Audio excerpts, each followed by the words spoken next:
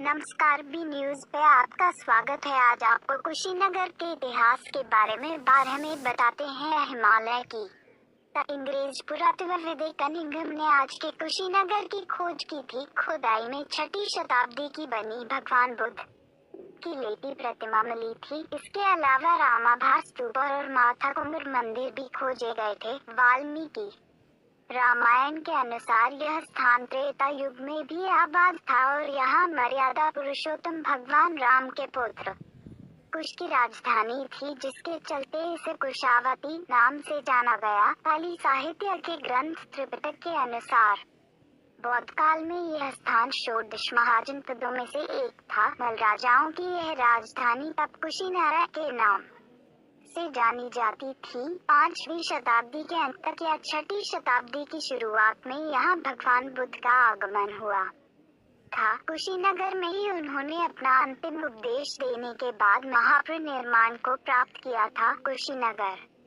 से 16 किलोमीटर दक्षिण पश्चिम में मल्लों का एक और गणराज्य बावा था। यहाँ बौद्ध धर्म के समानांतर ही जैन धर्म का प्रभाव था। माना जाता है कि जैन धर्म के 24वें तीर्थंकर महावीर स्वामी, जो बुद्ध के समकालीन थे, ने पावानगर, वर्तमान में फाजिल नगर में ही परिनिर्वाण प्राप्त किया था। इन दो धर्मों के अलावा प्राचीन काल से ही यह स्थल हिंदू धर्मावलंबियों के लिए भी काफी महत्वपूर्ण माना जाता है। गुप्तई के तमाम भग्नावशेष आज भी जिले में बिखरे पड़े हैं। लगभग 1.5 दर्जन प्राचीन टीले हैं, जिसे पुरातात्विक महत्व का मानते हुए पुरातत्व विभाग ने संरक्षित घोषित कर रखा है। उत्तर भारत का इकलौता सूर्य मंदिर भी इसी जिले के तुर्कटी में स्थित है। भगवान सूर्य की प्रतिमा यहाँ खुदाई के दौरान ही मिली थी, जो गुप्तकालीन मानी जाती है। इसके अलावा भी जनपद के विभिन्न हिस्सों में अक्सर ही जमीन के नीचे से पुरातन